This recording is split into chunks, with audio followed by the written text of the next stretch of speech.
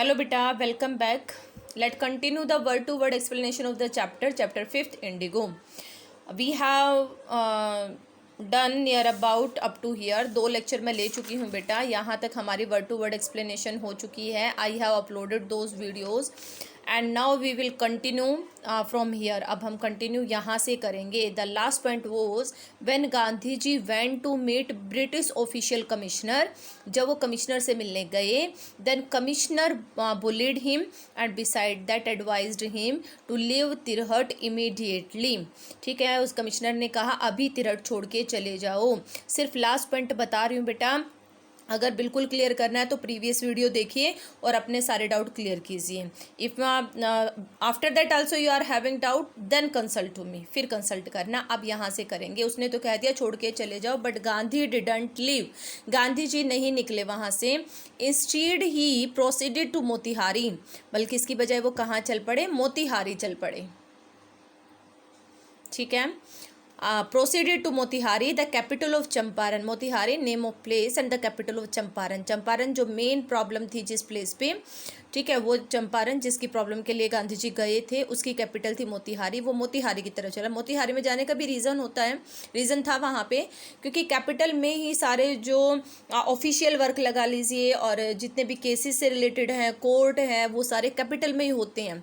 जैसे हम हरियाणा की बात करें तो हरियाणा की कैपिटल कहाँ है? चंडीगढ़ में. तो जो हरियाणा का कोर्ट है, हाई कोर्ट, वो भी कहाँ पे है? चंडीगढ़ में. समझ रहे हो ना?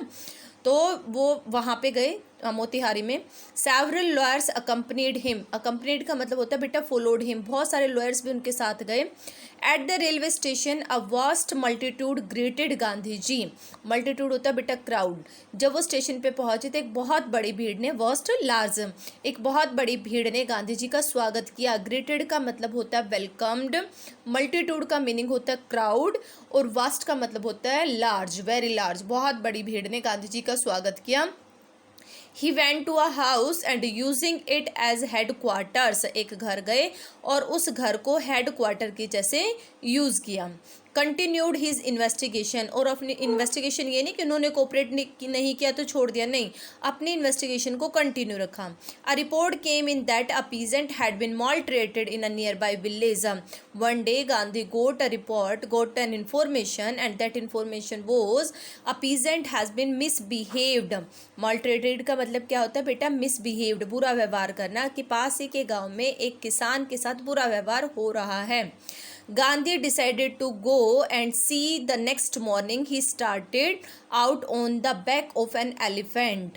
Gandhi decided to go and see. उन्होंने डिसाइड किया कि वो जाएंगे और देखेंगे, to observe the situation. And next morning he did the same thing. He started out on the back of an elephant. He had not proceeded far when the police superintendent's messenger overtook him and ordered him to return to town in his carriage.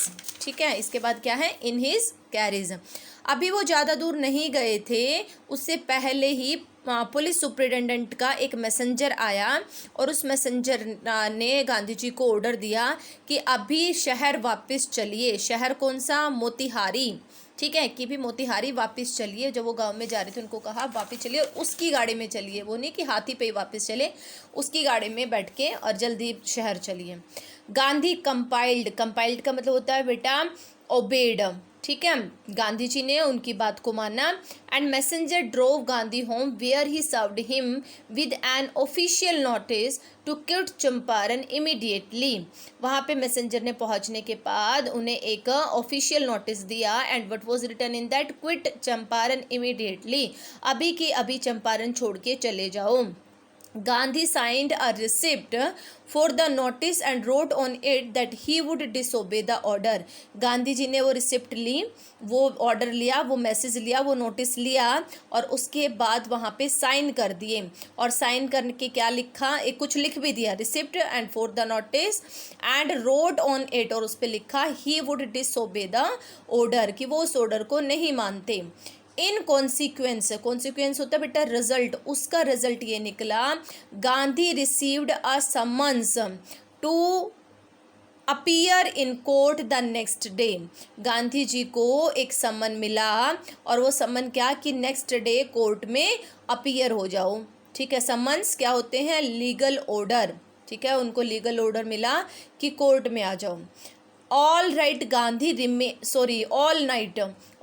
Gandhi remained awake, सारी रात गांधी जी जागते रहे because of tension. He came to help the sharecroppers, आए किस लिए? Share croppers की help करने के लिए। And he himself trapped in the trap of A Britishers, Britishers के जाल में फंस गए। ही टेलीग्राम्ड राजेंद्र प्रसाद, अब वहाँ पे तो राजेंद्र प्रसाद को ज़्यादा जानते थे, तो उन्होंने उनके पास मैसेज भेज दिया, telegraphed sent message, telegraphed Rajendra Prasad to come from Bihar with influential friends. Influential का फ्रेंड्स है मतलब जो कि उस फील्ड में बहुत ज़्यादा अच्छी नॉलेज रखते हों केसेस वगैरह की, ऐसे इन्फ्लुएंशियल फ्रेंड भी आप ये भी कह सकते हैं एक्सपीरियंस्ड। इन्फ्लुएंशियल का मतलब क्या है? एक्सपीरियंस्ड। उनको बोला कि आप Bihar, to come from Bihar, कि बिहार से आ जाओ, यहाँ पे आ जाओ। भाई वो पटना में थे ना, और वो कहाँ पे थे? मोतिहारी में, कि भाई पटना से मोतिहारी आ जाओ अपने कुछ फ्रेंड्स के साथ। He sent instructions to the ashram, आश्रम में भी इंस्ट्रक्शंस भेज दिए। He wired a full report to viceroy, और जो वायसराय था, viceroy the chief of the British government, जो ब्रिटिशर्स की गवर्नमेंट बनी हुई थी ना, जो उनका चीफ होता था, जैसे इंडिया की गवर्नमेंट होती तो उसका चीफ किसको कंसिडर किया जाता है? बीपीएम को। काउंसिल जो वहाँ पे है ना, काउंसिल ऑफ मिनिस्टर्स, उसका हेड कौन होता है? पीएम होता है, ठीक है। वैसे तो मेन हेड तो जो है वो प्रेसिडेंट होता है, लेकिन काउंसिल ऑफ मिनिस्टर्स का जो हेड होता है वो कौन होता है? पीएम होता है। तो ऐसे ही ब्रिटिश गवर्नमेंट का जो चीफ था, जो हेड था, वो कौन था? वायसराय।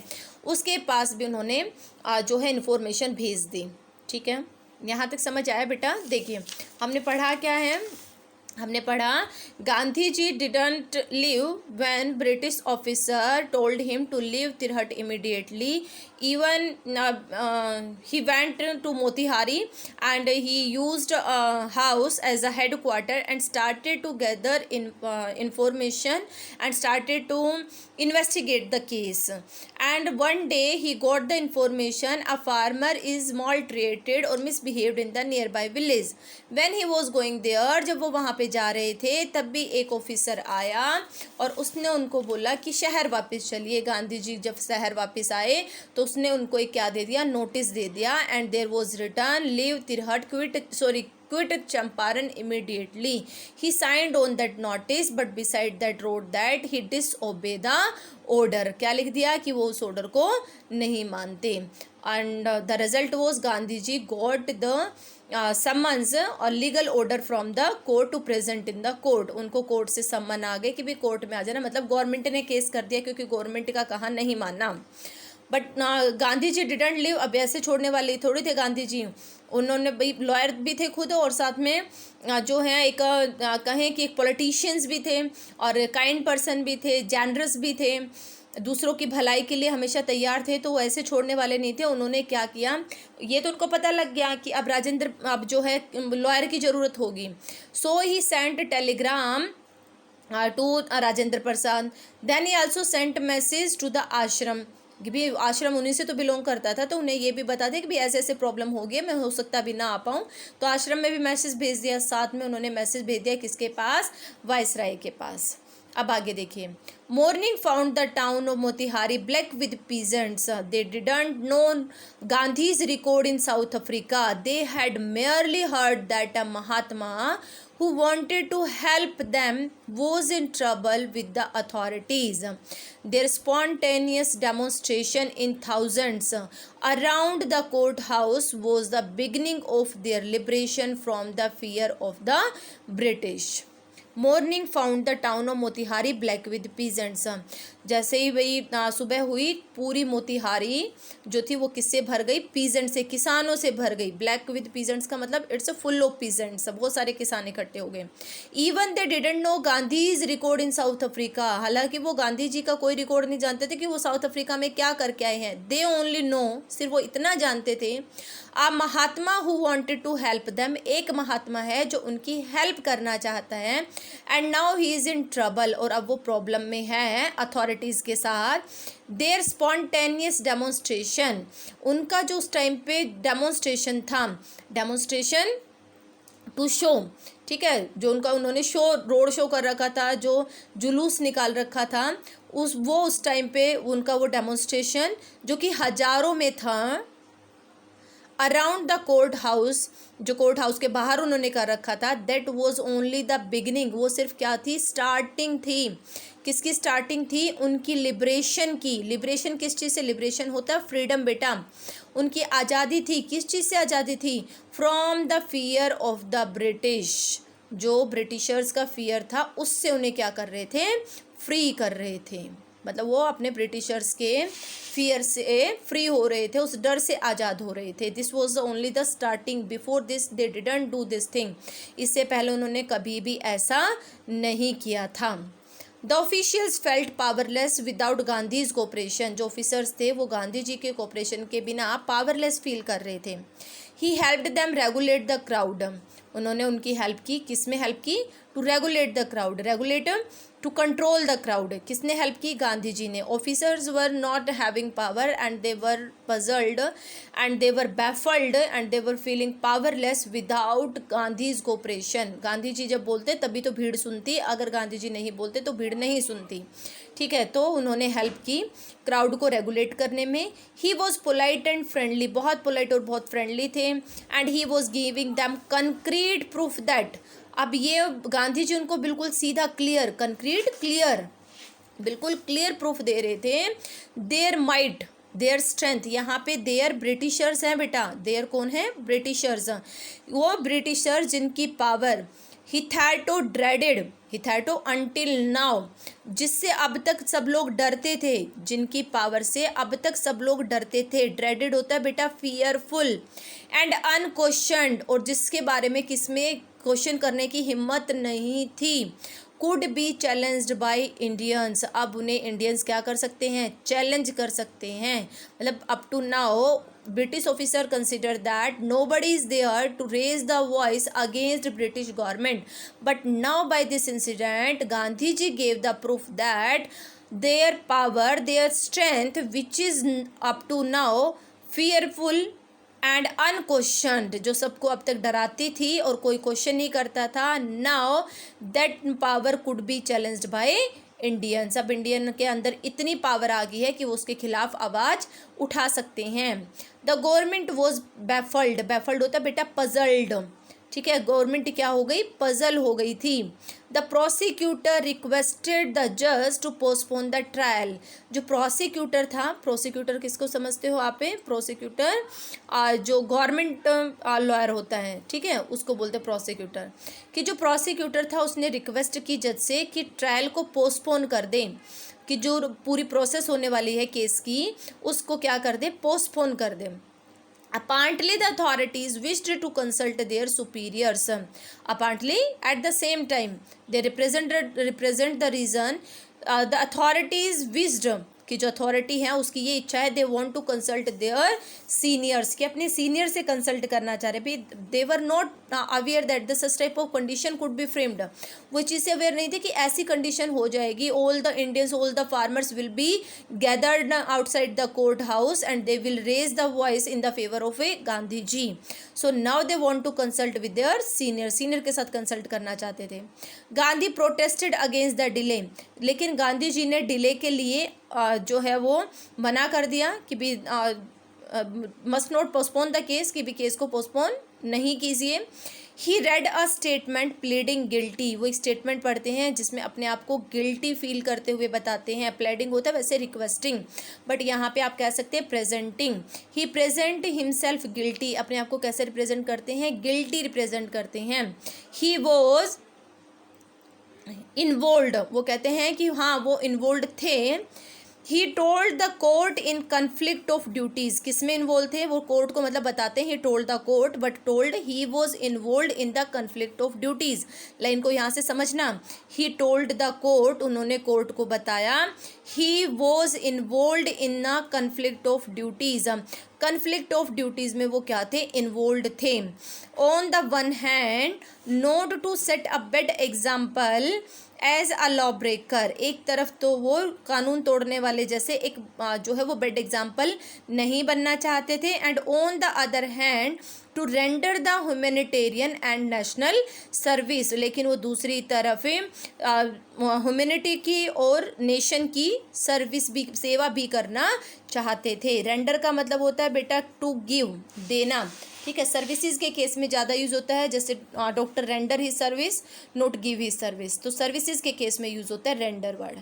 चलिए फिर से बताती हूँ, what read out Gandhi ji read out a statement and represented that he was involve in a conflict of duties, कि वो कन्फ्लिक्ट ऑफ ड्यूटीज़ में इन्वॉल्व थे, वो इन्वॉल्व थे, लेकिन वो इन्वॉल्वमेंट किसकी थी, ड्यूटीज़ का कन्फ्लिक्ट चल रहा था।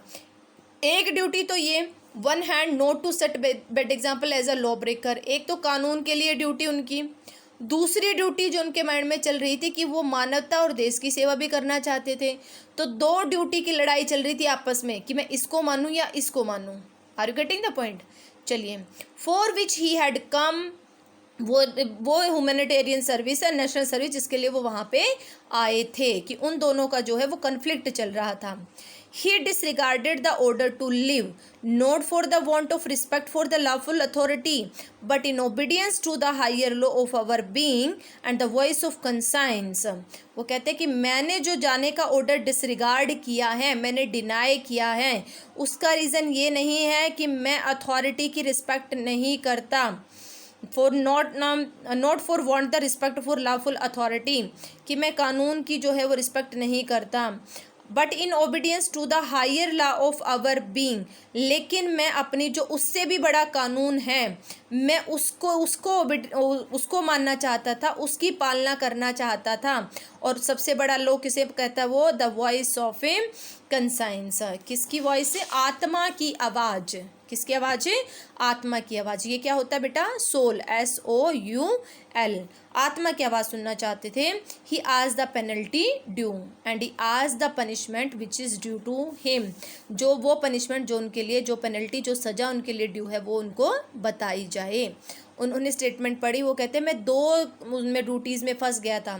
एक ड्यूटी तो थी मेरी कि मैं कानून को नहीं तोड़ना चाहता था, एक मन तो कह रहा था भी कानून मत तोड़, लेकिन दूसरा मन ये कह रहा था मानवता और देश की सेवा कर। फिर मैंने क्या किया, मैंने उस ऑर्डर को मना कर दिया। क्यों, ये इसलिए मना नहीं किया कि मैं कानून को नहीं मानता, मैंने इसलिए मना किया क्योंकि मेरी आत्मा ये कह रही थी कि सबसे बड़ा कानून है क्या करना, अपनी आत्मा की आवाज़ को सुनना, और मेरी आत्मा ये कह रही थी कि मानवता और देश की सेवा इससे कानून से पहले है, और अब आपको जो लगता है मुझे सज़ा दी जाए तो आप मुझे सज़ा दे सकते हैं। The magistrate announced that he would pronounce sentence after a 2-hour recess and asked Gandhi to furnish bail for those 120 minutes. Magistrate ने अनाउंस किया ही वुड पनंस, पनंस जो होता है बेटा अनाउंस, ठीक है, कि वो अनाउंस करेंगे। सेंटेंस होता है पनिशमेंट, यहाँ पे सेंटेंस का मतलब क्या है, punishment. He would announce punishment after 2 hour recess, 2 घंटे की रिसेस के बाद वो सजा सुनाएंगे। And asked Gandhi to furnish bail, और गांधी जी को बोला कि उन 120 मिनट्स के लिए, मतलब उन 2 घंटे के लिए क्या करा लें, बेल करा लें। फर्निश का मतलब होता है to provide. asked Gandhi to furnish bail for those 120 minutes, but Gandhi refused, Gandhi ji ने मना कर दिया। The judge released him without bail, तो आखिर में गांधी जी को बिना बेल के ही जो है वो रिहा करना पड़ा। मना करने का रीज़न ये नहीं था कि वो जज की नहीं मानते थे, मना करने का रीज़न था he didn't want to give money to British government because they have to pay something for bail, bail के लिए वहाँ पे कुछ पर्टिकुलर गवर्नमेंट का फिक्स अमाउंट होता है जो पे करना होता है, ठीक है, तो वो नहीं देना चाहते थे, दैट्स वाई ही डिनाइड, इसलिए उन्होंने क्या कर दिया, मना कर दिया। चलिए यहाँ तक हुआ। अब बस मैंने आज बेटा ऑनलाइन क्लास में इतना ही कराया था, इसलिए मैंने वीडियो भी इतने की बनाई है। यहाँ तक किसी को कोई डाउट हो तो पूछ लेना, ठीक है। Watch this one and do the questions, और क्वेश्चंस कर लेना। I will send the assignment today, आज असाइनमेंट भेज दूँगी। Thank you so much for watching this one.